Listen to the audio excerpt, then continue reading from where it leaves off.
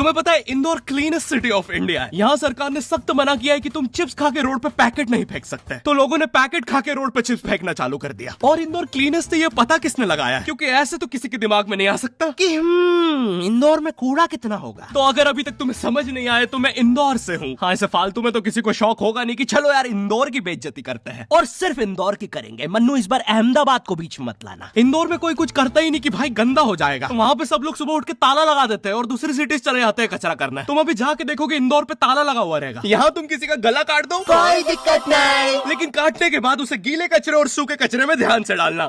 400 लोगों को टपका दिया, 300 बच्चों को उठवाया, 5 बवासीर वाले अंकलों को पिटवाया। आज तक मुझे कोई पकड़ नहीं पाया, तुमने कैसे पकड़ा?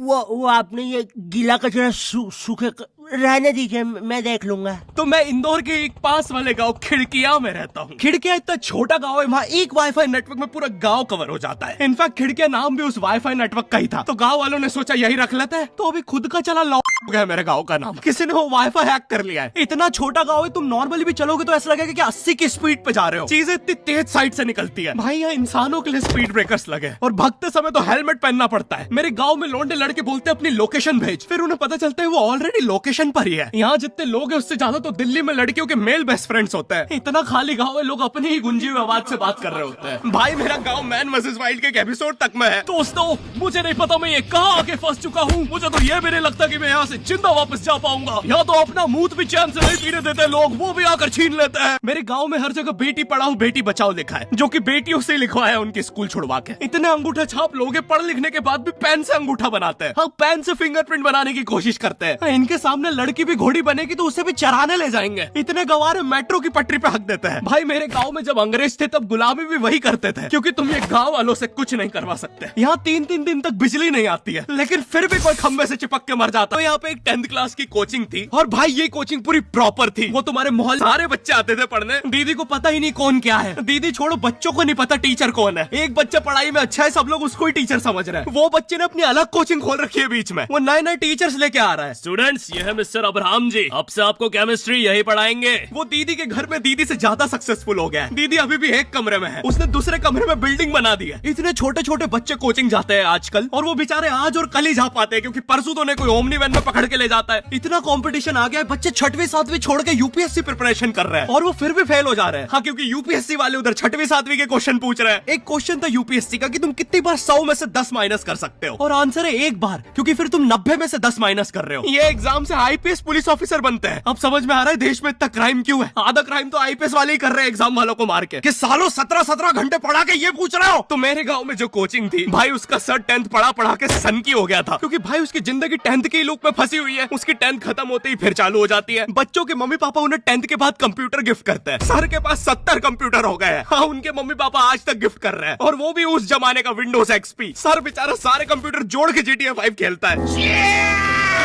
सर इतना 10th क्लास में है, वो कोचिंग के बाद अपनी ही कोचिंग की लड़कियों के सामने बाइक से स्टंट मार रहा होता है। देख कोमल, राज ने तो सबको पीठ पे कुत्ते मारे हैं, तू कोई नई नहीं है। शबाक,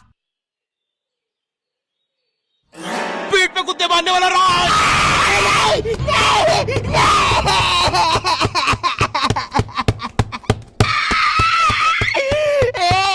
मेरी कोचिंग के बाहर हर साल एक बड़ा सा बैनर लगता था। उस पे जिस बच्चे के 90% बनते हैं उसकी बड़ी सी फोटो लगती है, और जिसके 60% बने हैं वो बड़ी सी फोटो लगा रहा होता था। वो 60% वाले बच्चे की इतनी सी फोटो आती है कोने में, वो भी खिल्ली से कूटी हुई। हाँ, बैनर के बाकी कोनों को ग्लू से चिपकाया है, बस इसकी फोटो पे खूंटा ठोक रखा है। और हर कोचिंग में ना एक पैटर्न जरूर होता है कि आगे वाले बच्चे का तो कंफर्म है, वो तो टॉप करेगा ही करेगा। उसकी तो हाथों की रकीलों तक में 96% बना है। मुझे दिखाया उसने, मैं डर गया। बाद में ट्यूमर निकला वो।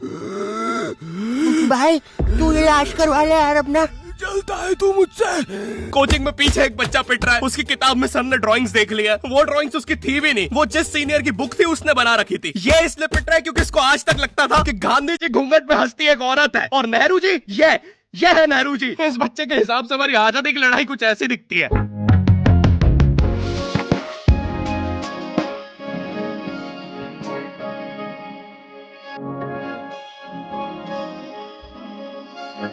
फिर आते हैं हमारे बोर्ड एग्जाम्स। बोर्ड एग्जाम्स में मिलते हैं हमें डिफरेंट सेंटर। प्राइवेट स्कूल के बच्चे जाते हैं गवर्नमेंट स्कूल में और गवर्नमेंट स्कूल के बच्चे जाते हैं प्राइवेट स्कूल में।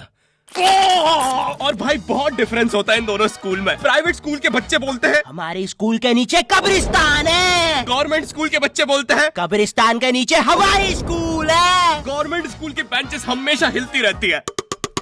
वहाँ के बच्चों की बुंड का बैलेंस ही वही हो चुका है। उनको तुम नॉर्मल बेंच पे बिठाओ वो उस पे भी हिलते रहता है। और भाई यहाँ की टॉयलेट ये बस टॉयलेट के लिए यूज नहीं होता है। अरे तुझे श्रेया का नंबर याद है क्या? चल मेरे साथ। कहाँ? अरे बाबा यहाँ तुझे किसी भी लड़की का नंबर मिल जाएगा। श्रेया अग्रवाल, श्रेया बंसल, श्रेया शर्मा, श्रेया राजा ने मिल गया। अरे लेकिन ये तो बंद है। अरे तो टेंशन की क्या बात है, इधर आइए ना, इधर बाकी नंबर भी है, चेक करिए। श्रेया जियो, श्रेया एयरटेल, श्रेया आइडिया। हेलो श्रेया। हाँ बोल। और बोर्ड एग्जाम से वो एक सरप्राइज इन्विजिलेटर चेकिंग होती है ना, जिसमें एक टीचर्स का ग्रुप बीच एग्जाम में रैंडमली आके तुम्हारी चेकिंग करने लग जाता है। एकदम से 5 लोग मिलिट्री की तरह अंदर घुसते हैं, पूरी क्लास में स्मोक कर दिया। एक तो अंडर कवर बच्चा बन के ही बैठा था पीछे। मैं यहाँ 15 मिनट से उससे ही क्वेश्चन पूछ रहा हूँ। मेरा ना इनसे बस एक क्वेश्चन है, भाई आराम से भी आ जाओगे तो क्या दिक्कत है? तुम्हें चीटिंग ही पकड़नी है ना, अंदर दाऊद थोड़ी ना बैठा है। इतना सीरियस चेकिंग कर रहे हैं। गवर्नमेंट स्कूल के बच्चे इतने हरामी, वो लोग भी चीटिंग में नहीं ड्रग टेस्ट में फंस रहे हैं। कुछ भी हुए जा रहा है, पीछे दाऊद मिल गया है उनको। हाँ वो 10th क्लास ओपन से कोई भी करने आ जाता है। करनी होगी दाऊद को 10th, मुझे क्या पता, अनपढ़ गैंगस्टर अच्छा लगेगा क्या? और बोर्ड्स के रिजल्ट के टाइम पे हमेशा एक गरीब बच्चा न्यूज पे छाया रहता है, हाँ, जिसने स्ट्रीट लाइट के नीचे पड़ के फिर से टॉप कर दिया है। एक तो साले ये गरीब बच्चों का ना अलग कंपटीशन चल रहा है। ये साले हर साल गरीबी में टॉप करने का नया रिकॉर्ड बनाते जा रहे हैं। इस बच्चे ने स्ट्रीट लाइट के नीचे पड़ के टॉप कर दिया है, इस बच्चे ने तो पत्थर की चिंगारी में पड़ के टॉप कर दिया है, जब बिजली चमकी थी तब जल्दी से पड़ के टॉप कर दिया है, जुगनों की जगमगाती जुगनी में टॉप कर दिया है, गरीब की आंखों में आई उम्मीद की रोशनी में टॉप कर दिया है। अरे भाई जब इतने गरीब हो तो एग्जाम का फॉर्म भरने के पैसे कहाँ से आ रहे हैं? अब इसकी जो जल रही है उसमें भी पढ़ के टॉप कर दिया है। यो आई होप तुम्हें वीडियो पसंद आई होगी और हम कर रहे हैं हमारा पहला Q&A, क्वेश्चन एंड आंसर। तो तुम्हारे मन में जो भी क्वेश्चंस है, थोड़े दिन बाद मैं एक कम्युनिटी पोस्ट डालूंगा, उसमें सारी डिटेल्स होगी। तो अगर तुम चाहते हो तुम्हारा क्वेश्चन उस वीडियो में फीचर हो तो उसे चेकआउट करना मत भूलना। और जिसको भी जानना था गर्मी में ज्यादा आम खाने से 10 लगते हैं या नहीं, हाँ लगता है। और वीडियो पसंद आई तो लाइक कर देना। इस बार एम करते हैं 9 लाख लाइक्स और कमेंट्स। मुझे नहीं पता तुम बातें करो कमेंट्स में, बट मेरा एम पूरा हो जाना चाहिए।